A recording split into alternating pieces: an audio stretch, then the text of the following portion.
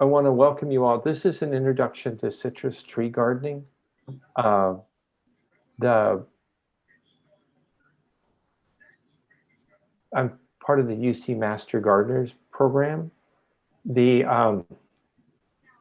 We basically are volunteers who transfer technology and knowledge from the UC horticultural school system through the cooperative extension offices out to civilians.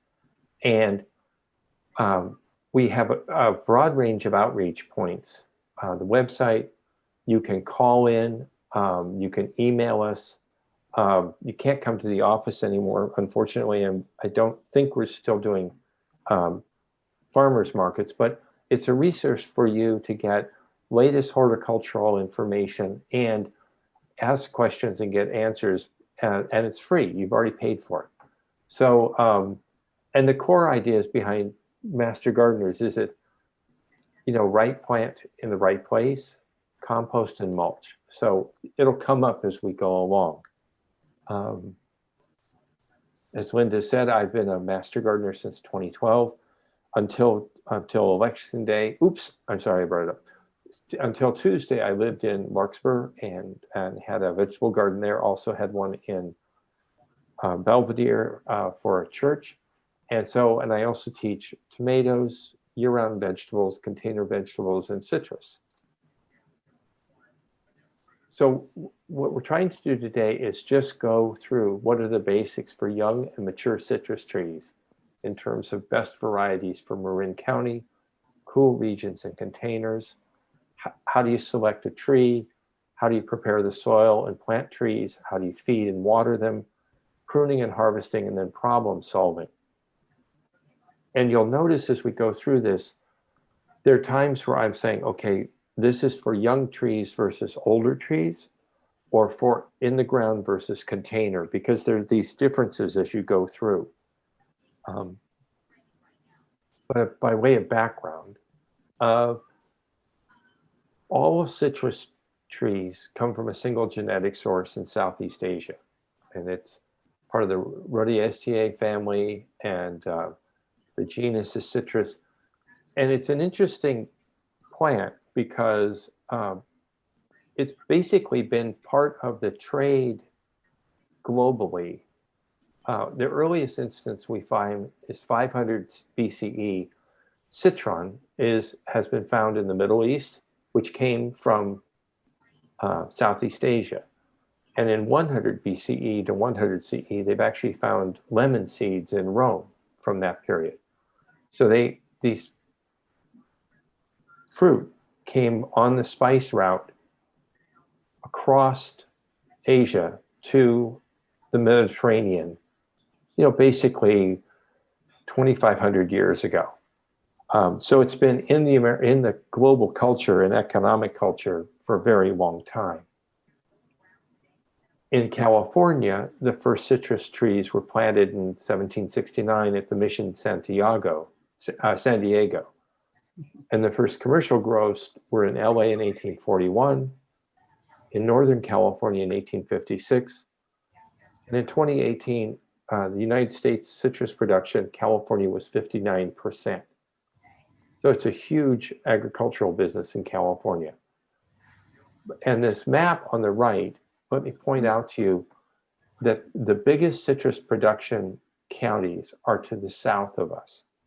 And I couldn't find a good map, but we're at the more or less the most northern region for growing outdoors in the home citrus trees.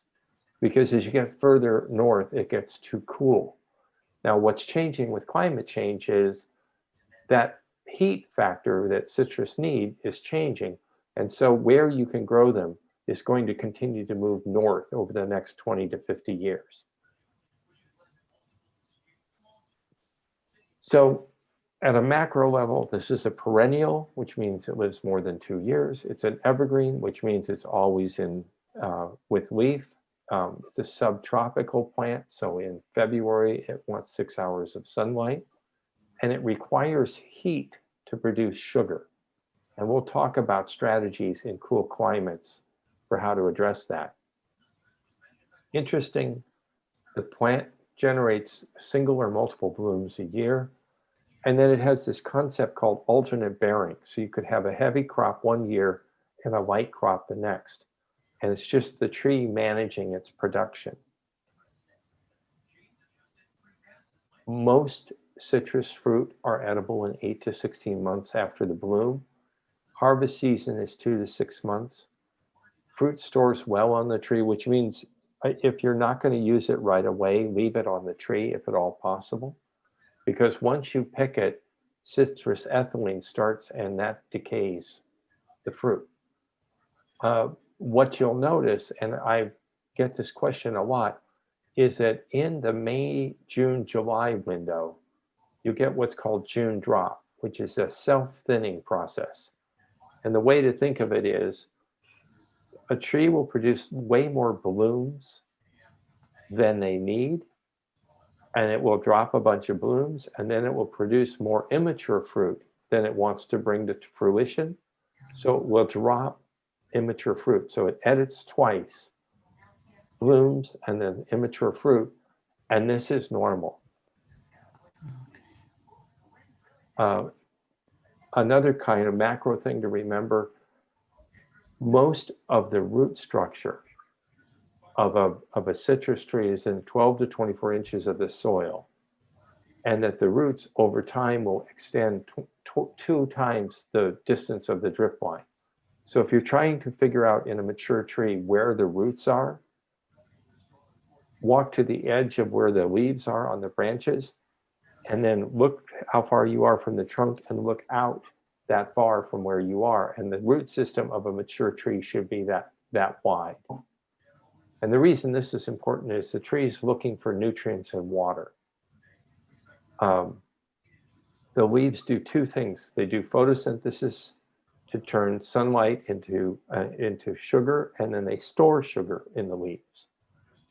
And then lastly, flowers form after winter dormancy, but they do have this process of shedding them when they've produced more than they plan to take to fruition.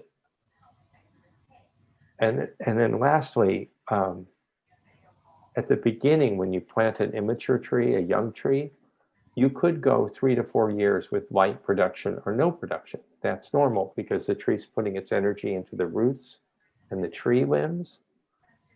But with bearing trees, mature trees, you'll get to know the seasonal cycle of you'll have flowering in the spring, a growth flush, and then once the weather gets to 70 to 90 degrees, you'll have production. And an example of this is my Washington navel orange in the side yard of the house that I've just moved from was pushing out fruit. Let's see, it started in July, and right now it's just right, it's becoming ready to pick. So you've got this curve. Every tree, every yard is going to have some differences, but you can kind of think about it this way. So at the top level, if you look at the citrus year, and everybody's yard and trees are a little different, so you have to kind of get a feel for it. But October to March is when to plant new trees. It's also when to be worried about frost, because we get freezing temperature in Marin County from between October 1st and frankly the beginning of May. So when to be on the guard for frost is now till May. You'll be harvesting, except for Valencias, in the winter, and lemons and limes bear year-round. When we move to spring, that's when you want to be fertilizing, pruning, deal with the growth flush, and have your irrigation running, because you're going to see the rains drop off. In the summer, you might do some light pruning, but you're not going to do much. You'll be fertilizing. There'll be this June drop. And as the heat goes up, you're going to want to boost your irrigation. And then now, fall, you should be harvesting, turning down your irrigation once the rains start. And this is your window for planting. So I know that's a lot of information, but that's sort of the overview. So before I dive in, were there any questions, Linda? Oh, and I'm sorry, please ask your questions through the chat feature. Yeah, there aren't any questions yet, but please do feel free to add questions to chat. Okay, well, I'll keep going and then we'll catch them later. So the good news in Northern California is we do actually have a very broad palette of citrus that grow well here. But before I start, a large percentage of the problems with citrus trees is people pick. Linda, is everyone muted or do you hear ambient noise?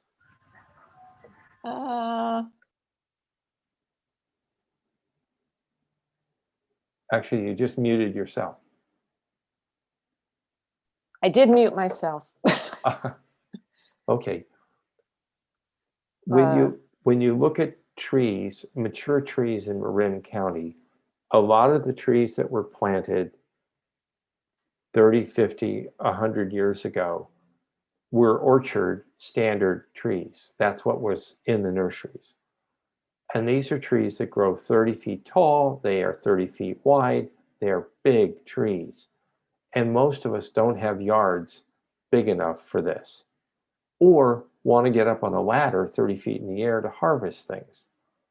So you'll see me kind of pushing towards semi-dwarf or dwarf varieties because what A, it fits smaller yards better, B, it's safer to harvest, and C, you can manage them without climbing way up into a tree to take care of the tree. So one of the key issues that we'll see later in the issues is one of the ways people have a wrong tree for the wrong place is they have a standard size tree in a much more constrained area. So when you think about it, either if you're planning to plant a citrus tree or you're looking at one that you bought with the house you live in that's 30 years old, one of the key questions is this tree too big? And we'll talk about that. We can grow blood oranges, sour oranges, grapefruit, but in specific places, mandarins, kumquats, limequats, orange quats, pomelos, citron, lemons. And so the issue here is, and these are from the Master Gardener handbook and also Four Winds Growers in Monrovia. When you're thinking about a variety to grow, I worry about basically three variables. A, how big is the space? B, what's my microclimate? And C, am I in a container or am I in the ground? And so if you say, for example, I'm in a small space, in a cooler climate, and I'm in a container, you would go to here, the list of trees that grow well in containers and cool climate, and then look for the dwarf versions, because that's your most constrained case in terms of tree selection. Now, if you say, well, I'm actually in ground and I have very warm weather, but I still have a constrained area, then you still want to be in a dwarf or semi-dwarf, but you could choose, frankly, from over here, you'll see there are dwarf or semi-dwarf versions of many of these types of trees. So this is sort of the first big decision point in citrus gardening. So are there any questions about this? Because this is really important. Don't know if there's questions about the kind. There's a lot of specific questions about particular practices of caring for the citrus. Okay, we'll get to most of those as we go along. Let me quickly scan. There's not much change in timeline from southern to northern Marin. It's more between cool climates and warmer climates. Amy, you can fertilize. I personally fertilize every quarter, so I do it year round, or once a month. I've played with both, and one of my trees, the youngest, likes it once a quarter, and the oldest just in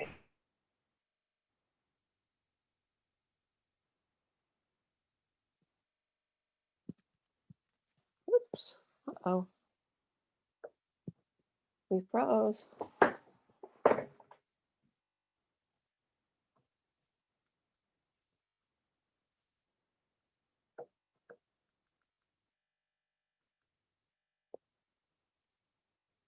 Can you text him? I don't know if I can. I'll see if I can find his number and try. Looks like he froze. Sorry about that. Could you chat him? Would that help?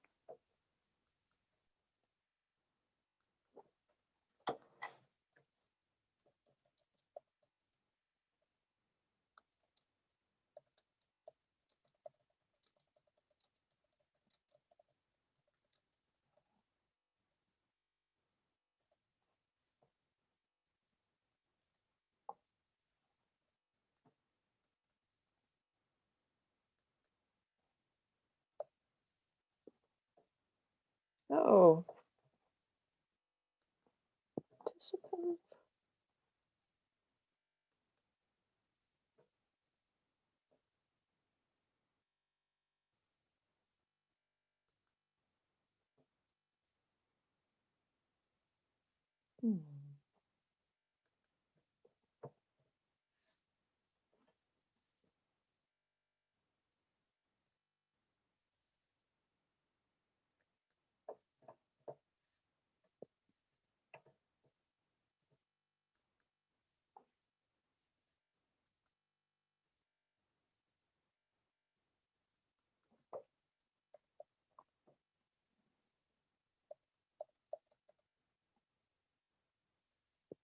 Ah, wait, he's trying to get back in. Here we go.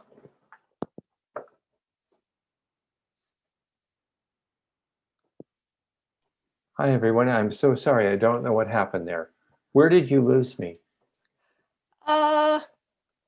You were fertilizing every quarter. You hadn't quite gotten to, can I fertilize once a month? And the answer is yes. It depends on the tree. And I fertilize a young tree differently in my yard than a mature tree. So the young tree I'm kind of nursing and check, I think it's monthly, and the mature tree I do heavier work once a quarter. Linda, can I go back into screen share? Oh, yes.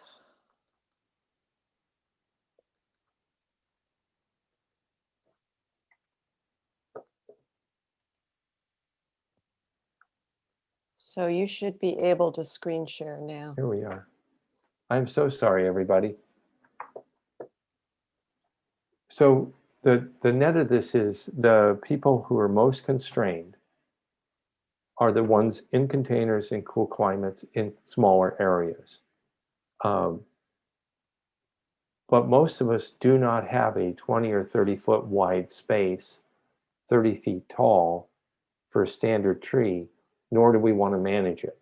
So I highly recommend when you look at these varieties that you look carefully at, what am I going to grow, and can I get it in a dwarf variety or a semi-dwarf?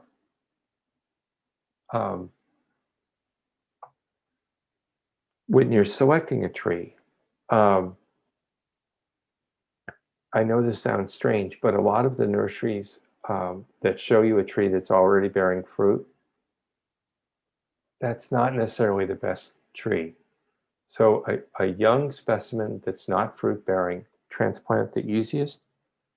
The smaller the container size, the better.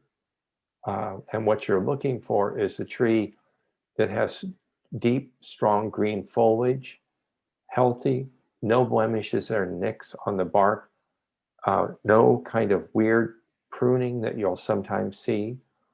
And preferably when you pull the tree out and you look at it, you can sort of eyeball and say, you can see the branching, how you can get it to be symmetrical.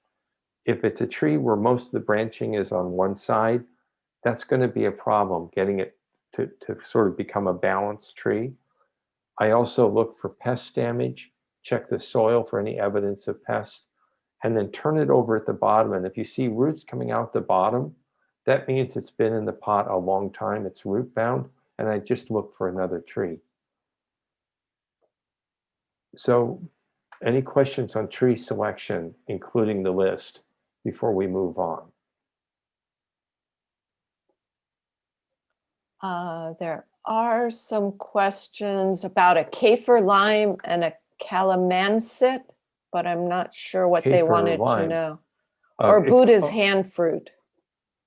Buddha's hand is a citron, and it's a 12-footer, ever-bearing, cool tolerant, does well in Marin. And also it's a natural, it has a dwarf variety. So those are kind of weird looking trees, I mean plant fruit, but it's on Pam Pierce's list and California Master Gardener's list as a good Marin County tree. And can kaffir lime and calamansit handle cool climate? Let's see. I don't know. They don't show up on my list. So I would look on the UC Master Gardener list and see if you can get more information there. Any other questions? Two more. What's the life of a dwarf citrus? We think it's Life. about the same. I mean, it's basically 50 years or more. It depends on how you take care of it. And are you going to talk about pruning? Yes, it's coming up. Okay, perfect. So, so there weren't any questions on tree selection. Now let's talk about soil. First off, Marin has terrible soil in general. And in every yard I've ever had, it was particularly bad. So because our soil tends to be clay and compacted, it doesn't drain well and it doesn't absorb water well. And so what you want to do is build up your soil around a citrus tree, particularly if it's a house that you've acquired where it's a mature tree. But the way to do that is by adding compost, 2 inches of compost, and letting the tree absorb it into the soil. The trees are tolerant of sandy soils, and we don't have that much here. But then you got to complement it with more nutrients addition. You want to make sure that you don't have weeds or grasses or ornamental plants within the drip line. And the reason is those plants compete with the tree for nutrients, and it directly affects the productivity of the tree if you have things growing underneath it. And so in my case, I add compost twice a year in a big way, and then kind of keeping an eye on it underneath every one of my citrus, so that the tree is getting this constant flow of nutrients at about the rate that it can absorb it. And so it isn't like a do it once and forget it. I do it in the spring and the fall. And then with one tree, I do it quarterly, so that there's this sort of constant replenishment of the soil, because these are heavy feeders. And so they're pulling nutrients out of the soil. So you need to do something to counterbalance it. When you think about planting, October to March is the window to do it in. You need a location, full sun and heat, good drainage, and if you're doing it in a lawn, remove 5 feet radius of sod from where the tree is going to be planted. This is to give the tree maximum nutrients, protects the tree from being hit by a lawnmower, and the tree doesn't have to compete with anything. In that sun and heat issue, if you're in a cooler location, planting alongside, within 6 feet of a fence, or you can plant it and put stone around it to reflect heat. So some people use stone mulch as a way of radiating heat up into their tree if they're in a cool climate. Now, if you're doing orchard-sized trees, don't forget that a mature tree will have a canopy of 18 to 30 feet. And so in dwarf trees, you can have them in a row 6 to 12 feet apart. And in some cases, I've seen people grow hedges. If you're doing anything like that, please, I'll show you the resources at the end of the presentation. Research specifically citrus hedges for the variety that you want to grow, because it makes for an interesting hedge, but it also, you have to take care of it more intensely. This is one of the big ahas about how people plant citrus trees that then fail. I can't see you all, but if normally we're in the room together, I would ask you, how many of you were raised to, when you were planting a tree, dig a hole twice as deep and twice as wide and fill the bottom with peat moss and compost to put the tree in? And I think at least I was taught that. Well, what they learned is as the compost and the peat settled and was consumed by the tree would sink, and then water would pool and you get crown rot. So now the way they think about it is, if you take the tree out of the container and you measure from the bottom of the root ball to the top, you want the crown of the tree, is, see where it says root flare, that right where the roots to start, you want that above the soil line, 3 or 4 inches.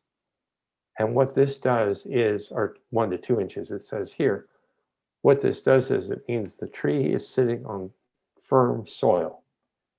And you've created 3 times the width of the root ball, and that's the soil that you're going to put back in with a mix of compost and original soil. But the trick to this is, make sure the tree is sitting proud so that you do not end up with crown rot. Any questions on this? Because this is I can't tell you, I've made this mistake. I have other friends who've made this mistake. It's subtle. You have to pay attention to, how will this tree sit until its roots are established? Any questions here, Linda?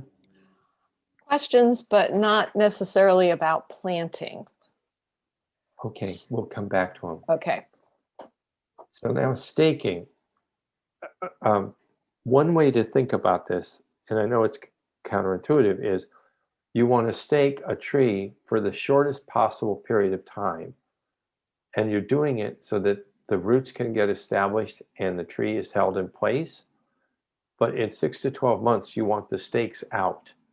So when you set up your tree, remember how wide the root ball is and put 2 stakes outside the root ball that then you can use rope and then a softer material around the bark to hold the tree in place.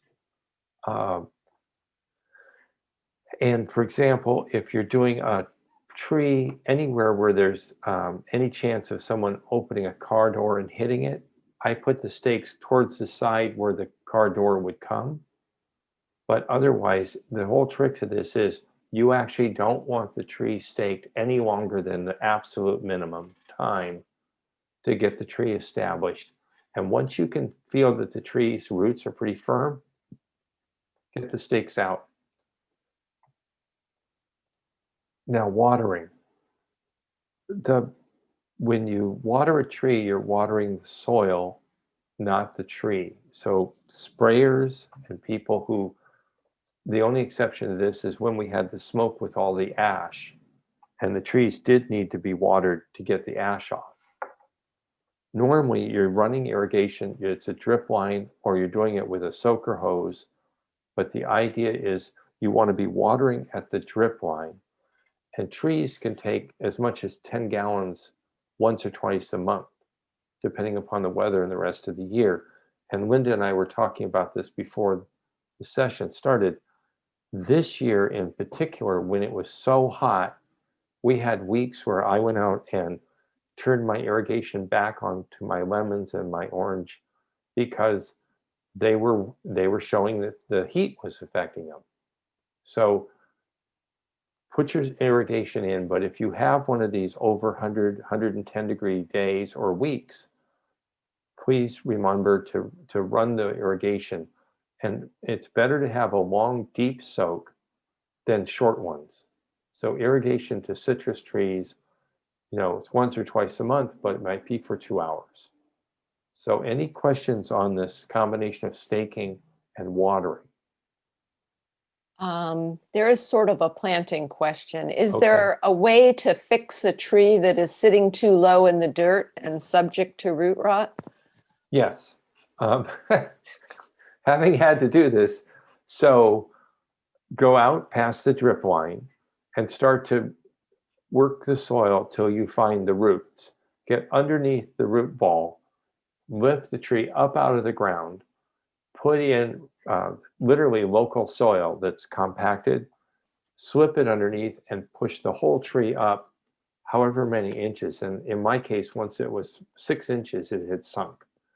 And in essence, build a firm platform and tamp it down firm, then put the tree back in and rebuild around it.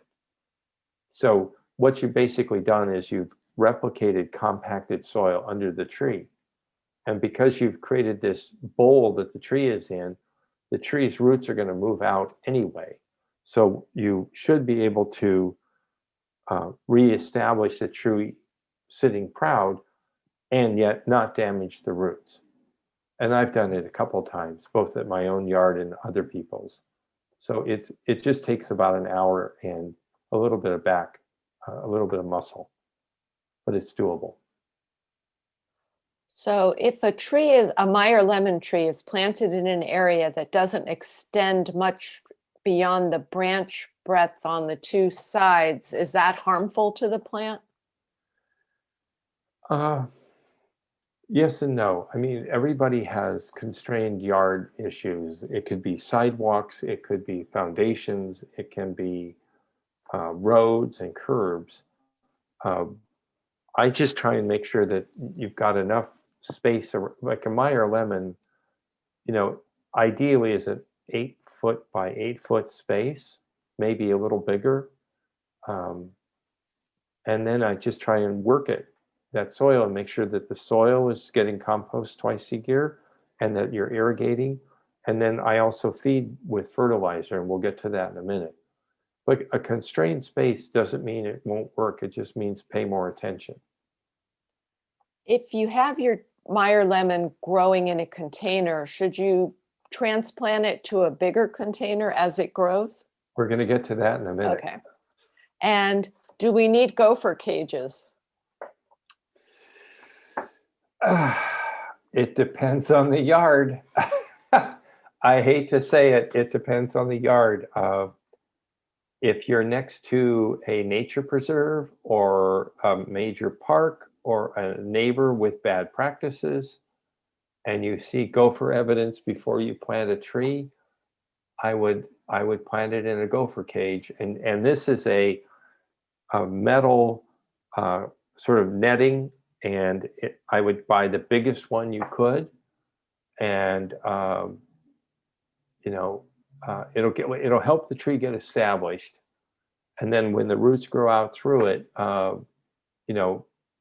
the tree will figure out how to work around the gopher cage.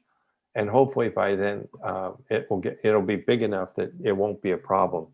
But you have to pay attention to gophers because they will attack a young tree's root system. One last question. Why remove the stake from the tree? Because you want the tree to be able to support itself. The idea is, in nature, you don't see trees staked, because there's nobody to do it. So when we plant new trees, we use stakes to help get them established, but we don't want the tree to be dependent on them. And some people have literally the cords that have been tied around the tree then gets constrained there. So my experience is, in fact, in my neighborhood in Larkspur, I had a neighbor ask me what was wrong with this tree. And the problem is the ropes holding the tree they were growing into the bark.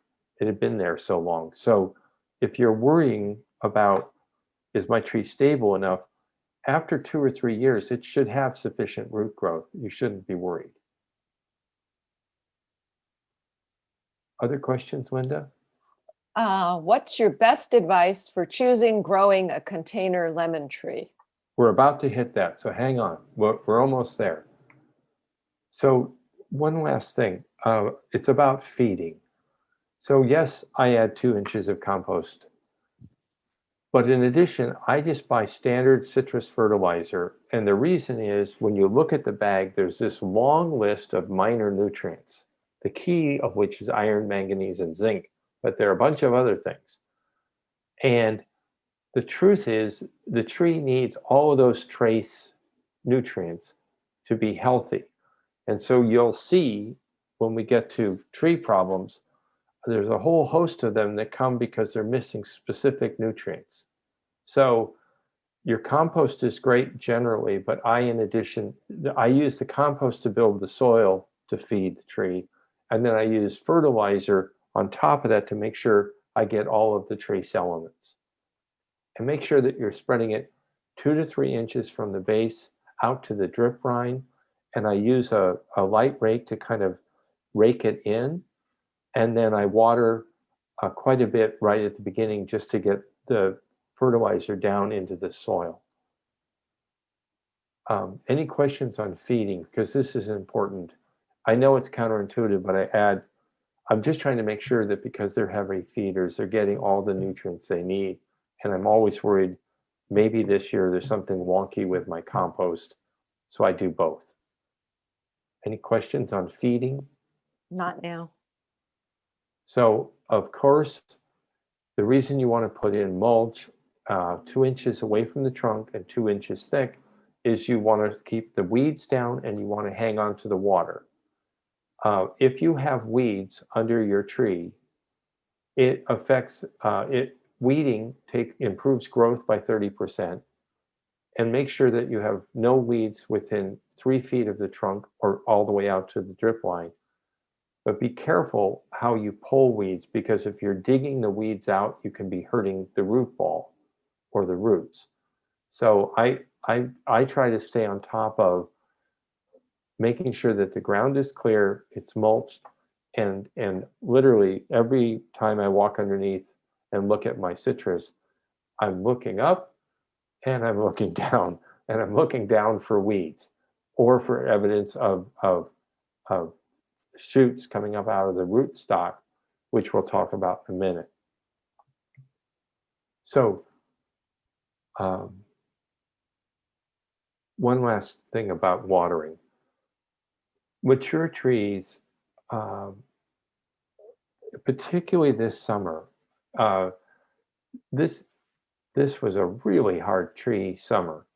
And so if you're looking at a forecast of over 100 to 110 or higher temperatures, please make sure that you're watering enough. And if you ask me how much is enough water, good question.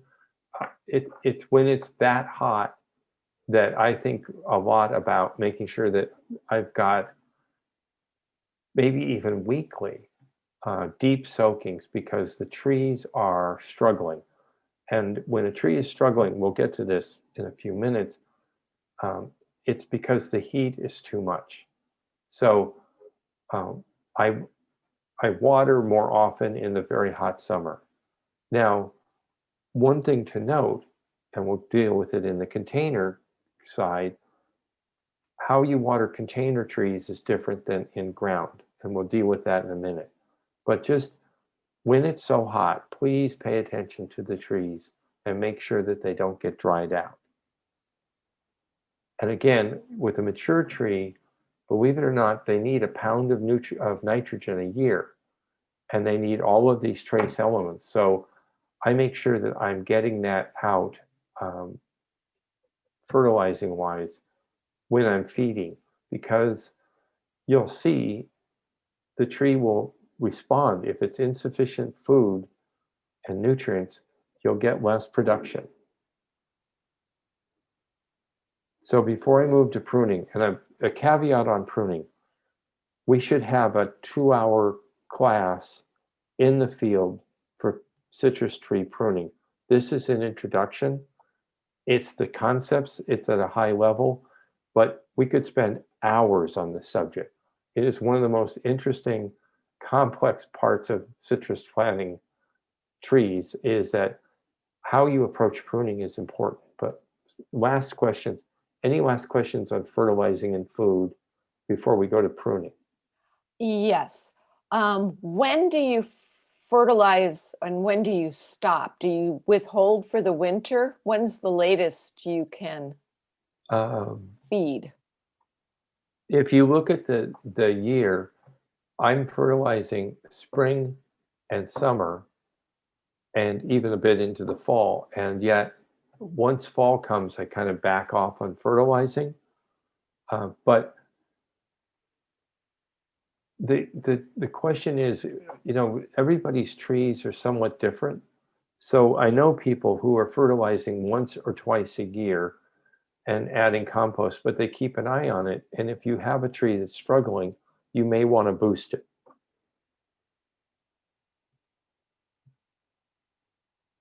Yes. Any other before we hit pruning? No, just about growing a satsuma in a container in Novato. Containers are coming up after the. Okay. Okay, so in principle, citrus trees need less pruning than other ornamental or fruit trees. And you should top a young tree at planting if they're tall and spindly, because you want to promote side growth. And you should remove water sprouts and rootstock shoots that you don't want rootstock shoots at all. And water sprouts is a kind of, it depends on how you think about these things. But your pruning is traditionally in spring, and if you over prune, a good example of over pruning is that all three of these pictures have different over pruning problems. On the left, this is someone who never pruned on the inside and kept trying to make a ball, and the tree just kept getting more complex and complex and complex. In the middle, this is a picture near my house where someone severely hacked back a tree, like a 50% prune, and the tree immediately sent up these water shoots that wants to get back to the size that it was before it was so badly pruned. And water shoots, this tree on the right, this is something where in the nursery it was cut flat and they put it in the ground, and within a year it had shot up these shoots because there'd obviously been a branching system above the core of the tree when it was younger. So when you over prune, the tree will respond almost immediately. And they are unbelievably tenacious at reestablishing what they think their size and shape should be if you over prune.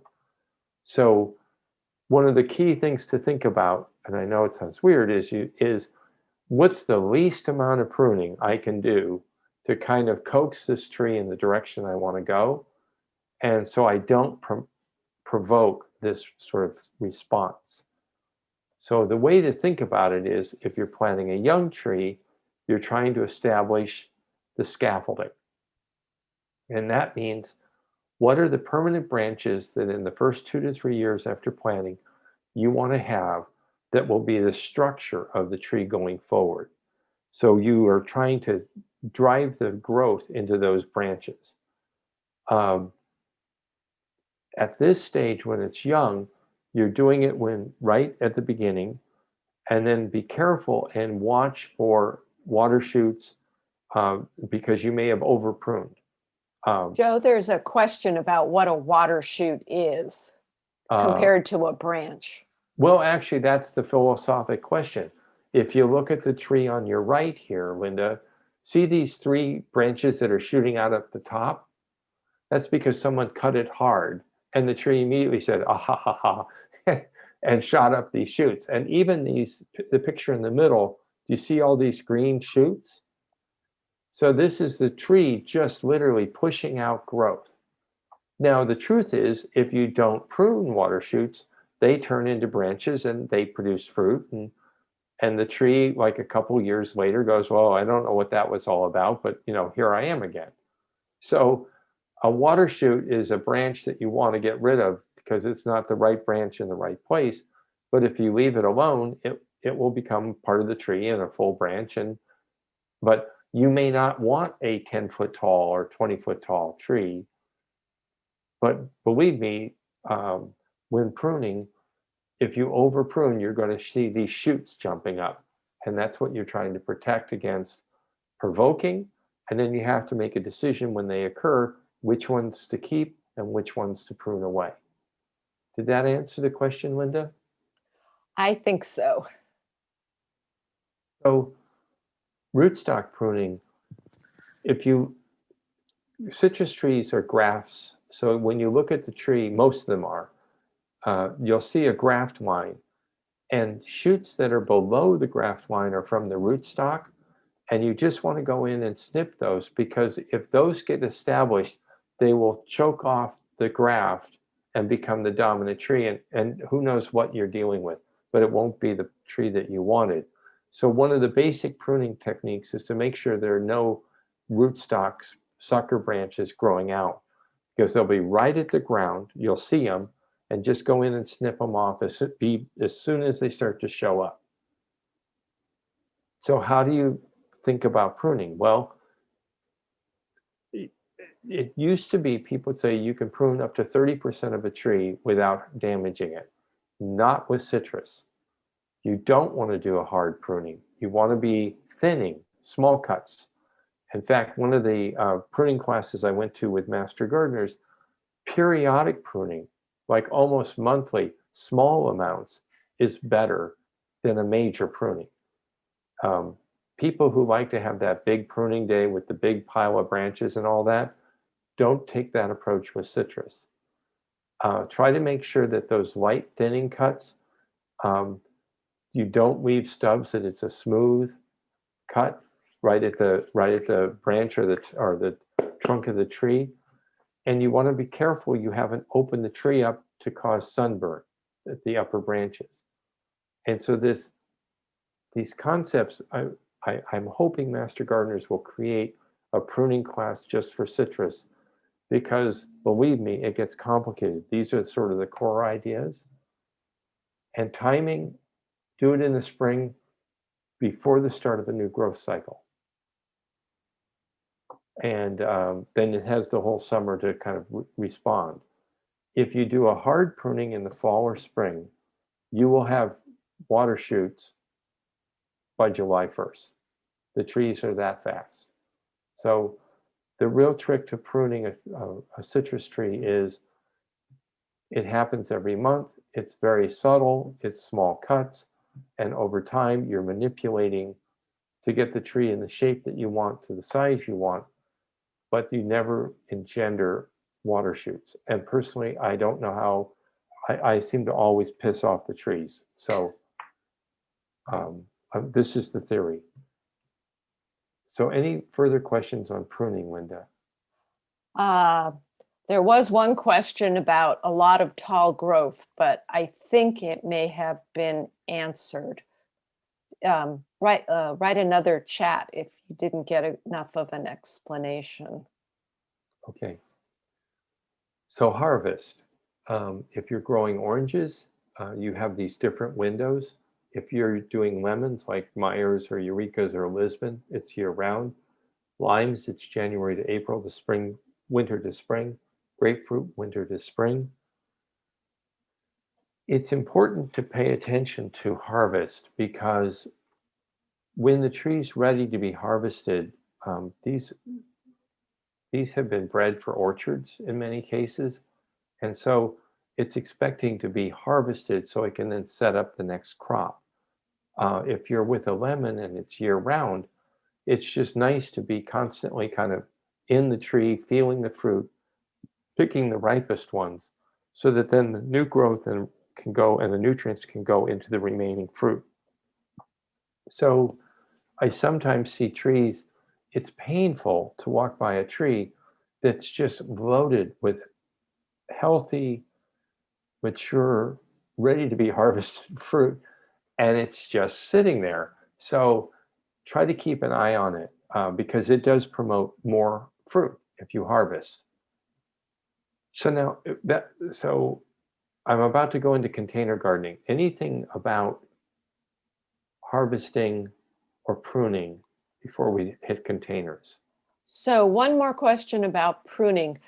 Do you want to prune the inside growth of the tree to air it out, I think?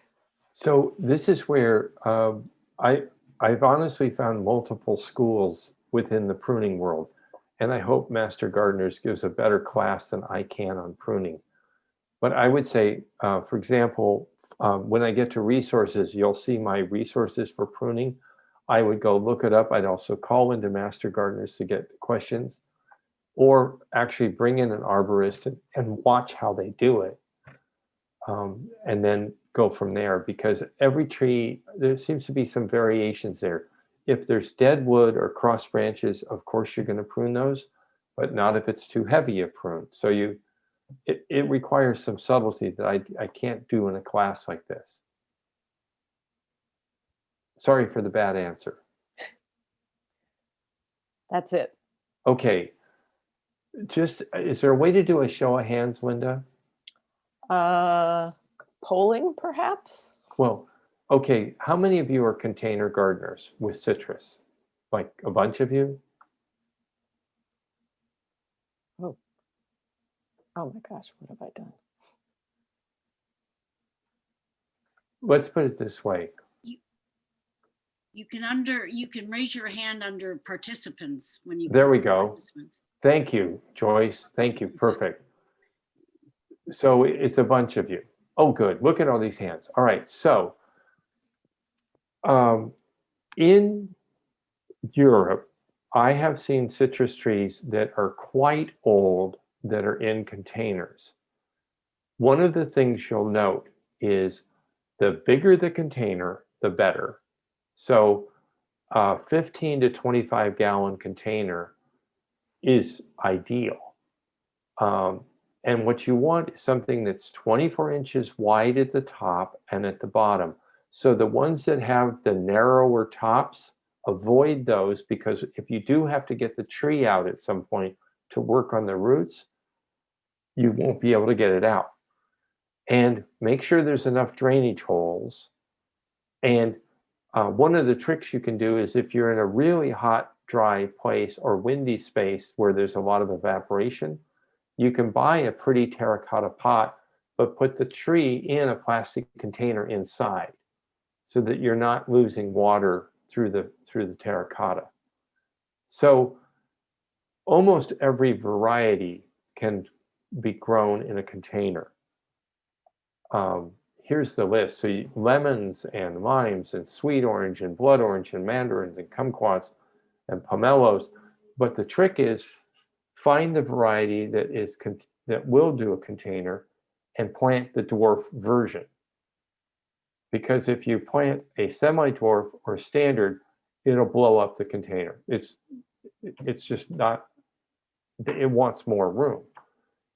The other thing to be aware of is if you're doing containers in a cool climate, like Mill Valley, Tan Junction, West Marin, pick varieties, and this is where the Meyer lemon is just the all-time great, utility infielder. It grows well in cool climates. You can get a dwarf variety, and it does well in a container. But there are varieties for cooler climates in Marin. So this list, by the way, is in the Master Gardener Handbook, but you can also sort of figure it out if you sort of combine the Master Gardener's list with Four Winds growers and Monrovia. You can see the puzzle pieces to put together to deal with container varieties. But let's talk about what that means to the tree. Ideally, so the huge advantage of container gardening is you can put a tree in the hottest, sunniest, most direct sunlight spot on your patio, on a deck. I've seen people put them in driveways, anywhere with unobstructed south or southwest facing exposure. So if you kind of went around, and this is where you can be in a townhouse or a condo or an apartment, or frankly, anywhere, you walk around your yard and you go, oh, interestingly enough, maybe I don't have a yard, but I have a walkway, or I have a patio, or I have a deck, and I have south-southwest exposure, and I can put a 24 by 24 inch, 15 to 25 gallon container in this spot. Now, I met a couple in Mill Valley who actually move, their container is on rollers, and they actually move the citrus tree to maximize sunshine during the season, which is interesting. The other thing is, if you are in one of the areas that gets frost, like if you're in a low bottom of a hill on the flats in a dip, if you're in somewhere that gets colder weather, or you are aware that your area gets a lot of frost, if you have trees in containers with rollers on the bottom, you can very easily move them into a garage on nights with freezing. So there's a lot of benefits. Here's the trick about container gardening. You don't do deep watering. If you see water coming out the bottom of your container, that's too much water. So you need to think about, you're going to be watering this thing more or less year round, because you can't rely on rain per se. You're watering the soil, not the tree or the root ball, the top of the root ball. And it's interesting, in the summer, in containers, they can get really dried out. So you have to pay attention. Now, many of us used to buy big containers with these beautiful dishes for them to sit in. Well, we want the water to flow away from the container. You don't want a pot sitting in water. And so it's important, when you think about containers, to pay particularly close attention to irrigation. The soil, I use commercially available outdoor potting mixes. And the reason is that they're designed for containers. And about every 4 or 5 years, you either repot or turn your tree over on its side, pull the container off, pull the soil away from the root system, and look for any diseased roots, damaged roots, and do light pruning of literally the roots. And then you can put it back into the container with new potting soil and keep going. I can guarantee you, my relatives in Italy don't do that. And somehow, just by doing good fertilizing and good care of the tree, they have trees growing in containers for very long periods. When you think about fertilizing, this is where slow release fertilizers might be the solution in a container, because you're watering more frequently for shorter durations. So you may want to use a slow release fertilizer, because you can't add compost easily to containers. And so if you're in containers, you're probably going to be using fertilizer, commercial citrus fertilizer. And the people I know who are really into container gardening with citrus tell me they do monthly fertilizing spring to fall, which seems a bit much to me. So if you use the slow release fertilizers, you don't have to do that.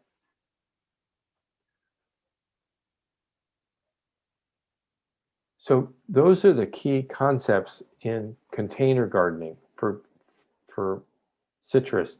Are there any questions? Because it is, by the way, one of the great delights in life is to have a beautiful citrus tree on a deck or a patio. The smell is amazing. It's wonderful to look at. So I don't say don't do this, but you do it mindfully, aware of how you're trying to get the tree to fit into the location, and you try and create the best opportunity possible for it to be successful. And most, particularly Meyer lemons, will do well in pots. Any questions on containers? So there is a question, I think, about the repotting every 4 to 5 years. So you lift the tree out and add fresh soil to the bottom of the pot? Well, no. So Linda, so let's say we have a a nice healthy Meyer lemon, and it's been 4 or 5 years. So spread plastic where you are, lay the tree on its side, and try and slide it gently out of the container. Then you might immediately notice that the soil is very tired looking, and also that it's root bound. So, and here I would go pull, there are Master Gardener documents from primarily in Los Angeles County and Orange County on how to prune roots for containers. But then I also know people who've never done that and seem to do fine. Then you put new potting soil, you put the tree back in with new potting soil around it.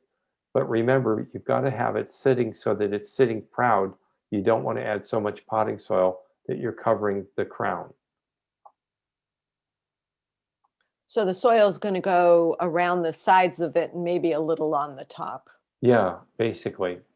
The last time I did it, we put a little in the base, put the plant back in without any soil, and then literally sort of hand troweled soil in and tamped it in until we had refilled the pot. You can't be in a hurry when you're doing this because it would be easy to damage the tree. So if the soil sinks and you need to add more, where should you pull the tree up some more and fill in the bottom? Yes, that's the technical term is you pull it up, but be careful, and then add more soil, because sometimes the soil is compressing and sometimes it's also literally flowing out the bottom. So you have to be careful. The combination of, I leave a little gravel around the bottom to basically create a buffer and also to improve drainage, but you will lose soil and also it does compress. Okay. This is a question about watering, I think. The leaves of her orange tree withered. She watered it fully once a week, but its leaves would shrivel. I put that down to too much sun rather than watering problems. It's literally almost the next slide. If you give me a Okay. minute, we'll be right there. So, and I'm sorry I'm running long. So many of you bought homes with mature trees. This tree on the left was at my friend Tony's house, and it was a mature tree when she bought the house 35 years ago. And and it was an incredibly prolific Meyer lemon. 35 years later, if you'll notice, there's branching systems that are dead, the leaves have turned yellow, and the production, it would produce fruit, but it wouldn't mature the fruit. And so we did everything. We cut away dead branches and we enhanced the soil and we added fertilizer and we made sure we had enough water. Nothing. The problem was the tree was old. So we replaced this tree. On the right, one of my neighbors has a tree that's literally pushing up under the eaves of the house, because you can see it's literally planted about a foot from the foundation. In both cases, and by the way, in that case, that's a standard size tree. So every time they try to prune it to pull it away from the eaves of the house, it immediately throws off new branching to go right back where it was. So in both cases, it's a wrong tree in the wrong place, or it's a tree that's been there too long.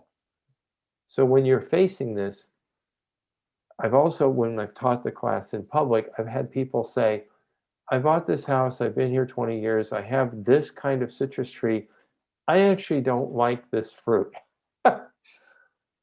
Or the tree is too large, or the tree is too old, or the rootstock's taken over, or it was planted in a place that doesn't have enough sun or space or drainage, or it's too close to the house, too close to the roof, or too cold for this location.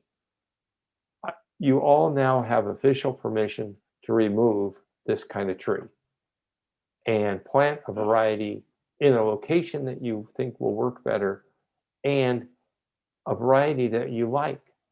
It amazes me how many people have citrus trees that either 10 years and haven't produced, or they don't like the fruit, or it's tearing up the driveway, or it's too close to the house, or it's just too old and doesn't produce. Make a decision, take the tree out now and plant something else.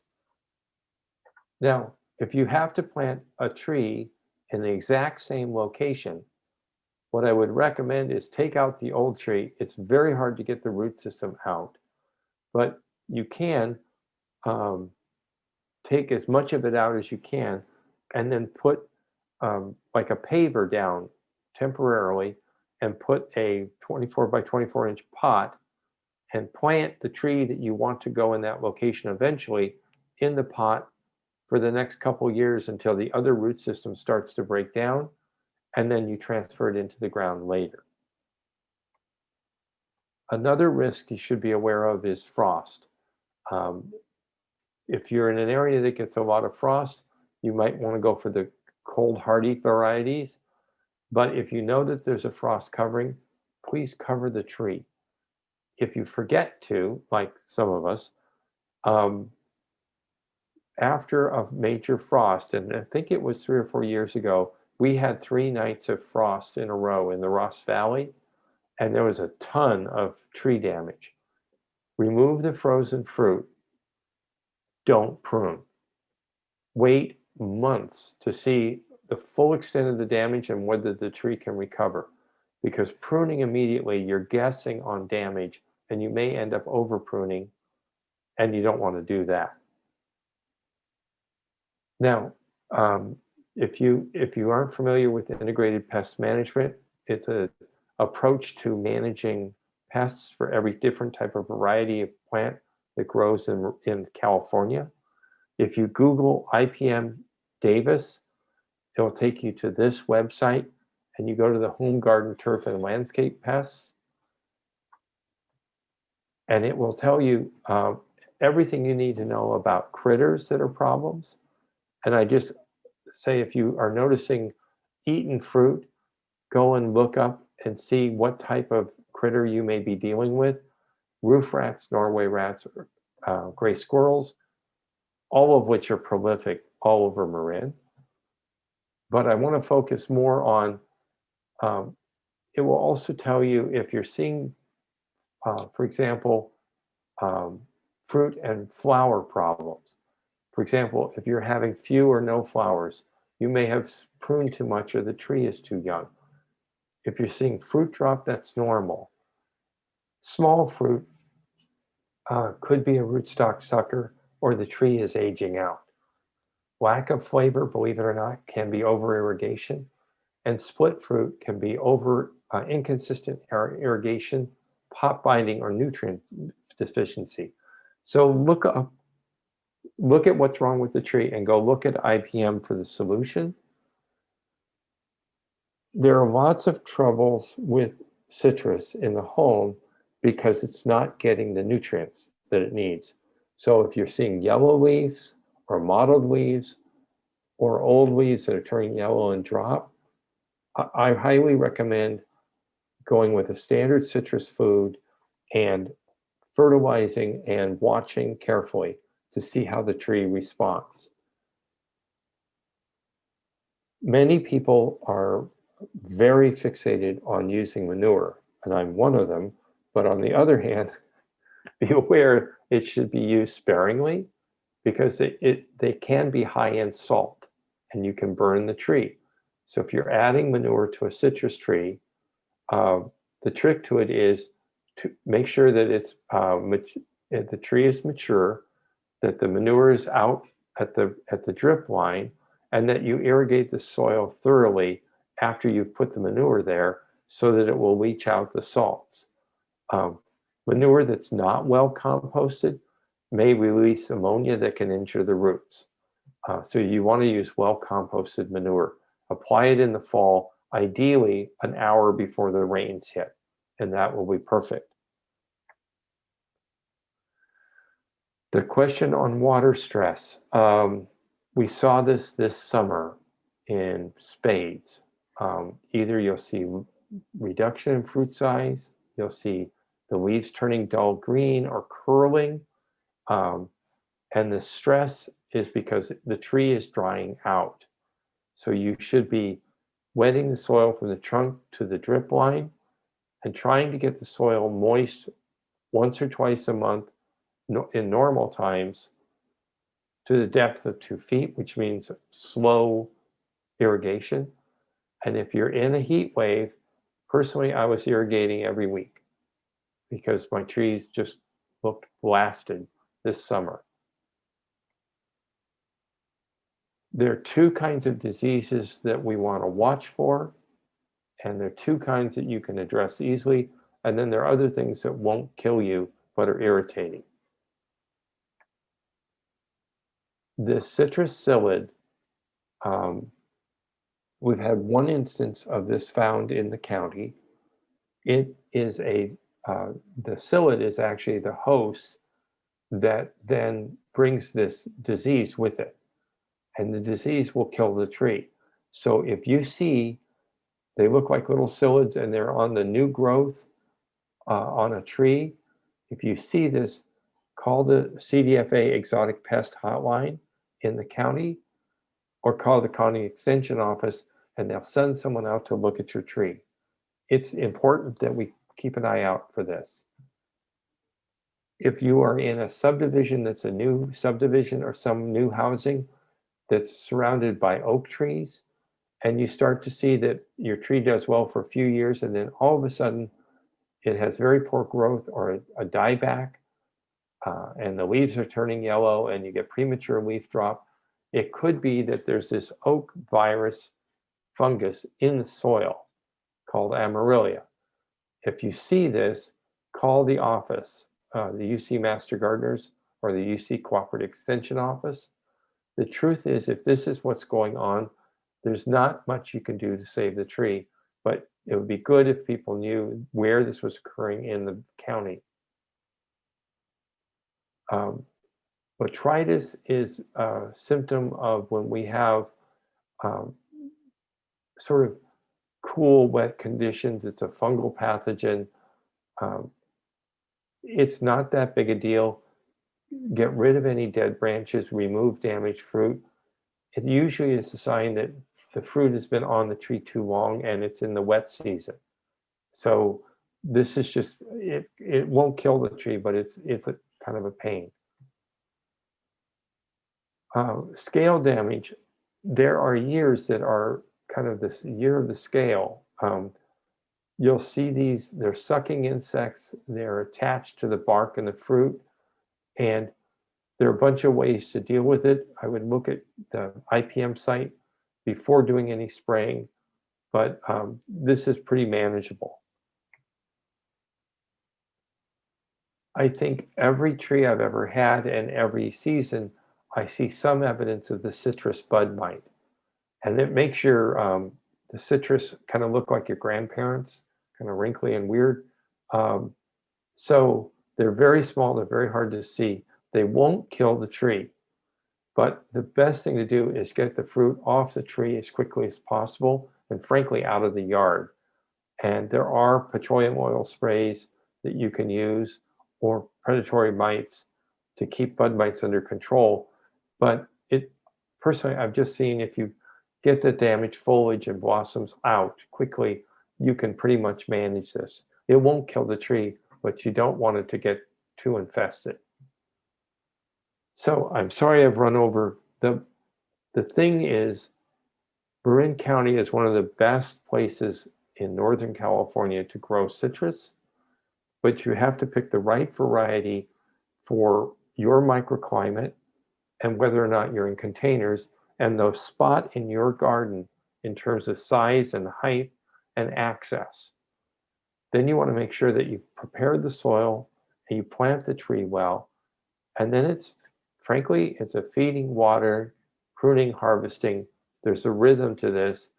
And frankly, keep an eye on your tree. And if you see a problem starting to emerge, if nothing else, call the Master Gardener hotline or email us and get help and solve it. Because these trees, truthfully, if you plant a citrus tree, you're planting it for somebody 20, 40, 50 years from now to enjoy as well as yourself. So it's a wonderful thing to do. You just have to stay on top of it. Now, normally I don't do this, but just so you know, there are wonderful resources in general for citrus. There's the Four Winds Grower site, which you can look at by type of citrus, by size, by cool versus, and what goes well in containers. There's the Master Gardener site. There's Pam Pierce's book, Golden Gate Gardening. These are all great sites for general resources. If you're interested in the history of citrus, there's a bunch of wonderful sites for this. Just literally Google history of citrus trees and all of this comes up. I spent a lot of time looking at different sites for soil, irrigation, fertilizing, pruning, invertebrates. But I think particularly in the case of pruning, I would look at sites, but I'd also try and find a class for pruning because it's tricky. And then there are great locations for Q&A and just general knowledge. The library has the Master Gardener Handbook. Many of them have the Sunset Magazine's citrus book. And so there are tons of reference sources for citrus trees. And then IPM for problems, selection, look at Pam Pierce, Four Winds or Monrovia. Container gardening, there are wonderful resources for container gardening for citrus. So I want to thank you all. I'm sorry I've run over. By the way, that's my Washington navel on the left there. And any final questions? Just two. If a Meyer lemon tree has spotty yellow leaves, what might be going on? I would start with fertilizing and go from there. And then how do you know when to harvest? It depends on like if it's a lemon, they're ever bearing, you feel the fruit, and it's kind of like my strategy on tomato harvesting, try how they taste. If they are sweet and they're ripe, then you'll get a feel for your tree this season, the fruit, and then just stay on it. That's it. Well, I want to thank you all. Have a wonderful, I know we only mentioned once, but I'm sorry I did. I hope you had a wonderful hour and 15-minute break from the week. And everything will get better. And I hope that you find a beverage of choice for a citrus add-on. And by the way, the other benefit of citrus is it prevents scurvy. So it's very important if you're going to go on a long sea cruise. So thank you all for coming. Have a wonderful fall. And I hope you have a great time with your citrus trees.